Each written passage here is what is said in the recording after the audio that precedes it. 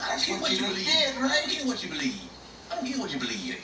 Cause I know you got something up your sleeve, man. Nigga, I'm gonna stay up arguing with you all night. You cutting into my sleeping time. Okay, kiss my ass and good night. Go to sleep, man. I hope it's the long one. Yeah. Why you so concerned me go to sleep? Good night. I'm going to sleep. Good night, Ray. Why don't you go to sleep? Why I can't just sit here and look at your ass and wonder what you got up your sleeve? Yeah, I got something brewing. I got an ass whooping brewing for you, Ray, if you don't stop fucking with me. Oh, is that right? That's right, Ray. All right. Sleep tight, nigga. The application time was about 3.5 hours, depending on the day, and how many interruptions there are and things like that. But it took months, many months to prepare for that 3.5 hours, because every day that he's made up, we use a new set of appliances. The rubber pieces that we put on them are used once and throw away. So if he works 20 days, we have to have 20 sets of appliances, and usually more, because if you put a piece on and you screw it up, you have to take it off and you start all over again. So there were many, many months preparing so that we could do it in 3.5 hours. And that's with practice. The first time, it took something like 6 hours. It's really interesting to watch Martin and Eddie act when they're in the makeup, because they really encompass what the ages that they're going to.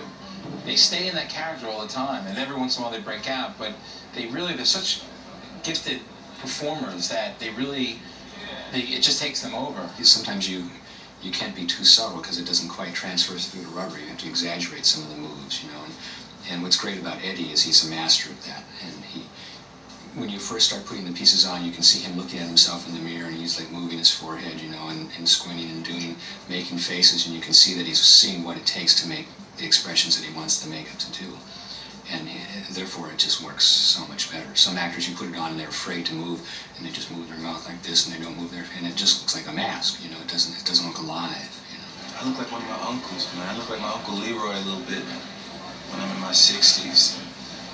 Yeah, and when I did the Nutty Professor, when they made me into the old lady, I look kind of like my grandma Rosie, So trip off a little bit.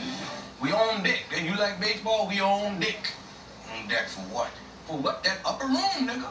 The upper room when Jesus. You know what that is? The upper room the motherfuckers be singing about? The upper room. Yeah, that's right. Tell you what. And you die first, I'm gonna sing at your funeral. I'm gonna just bust up in the motherfucker and go to the upper room. Let them shoot me. I don't give a fuck. They take me out singing that motherfucker. You crazy, Ray. Yeah. I think, unequivocally, Eddie Murphy is a prodigy. He is a genius. Really is a genius. Is a word used a lot. I don't use it a lot, but I think he's clearly he's a genius. Besides Richard Pryor, Eddie's probably the best that ever done it. Arguably, he's the best that ever done it.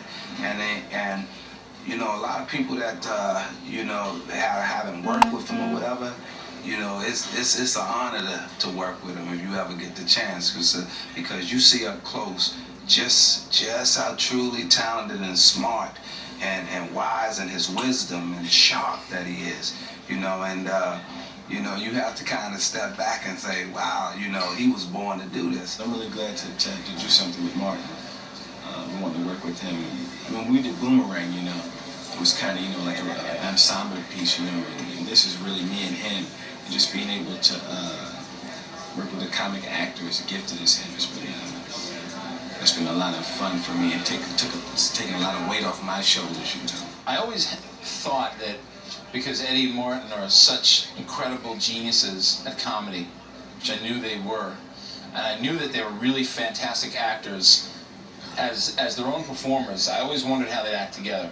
And I always had a feeling that because I kind of knew they were friends and they, had worked together, that it would kind of click, but I never dreamed it would click the way it's happened now. They've both been so completely unselfish to each other, and giving each other lines and letting the other guy have the laugh and playing the straight man and this and that, I really, I always, in my heart, hopefully when I'm making a film, really think it's the best film that's ever been made, and I have to feel that way because I really do believe that. I really believe that we're making a complete masterpiece. I believe that it's going to be a complete comic masterpiece with a real lot of surprises to it. That's my enthusiasm on the project.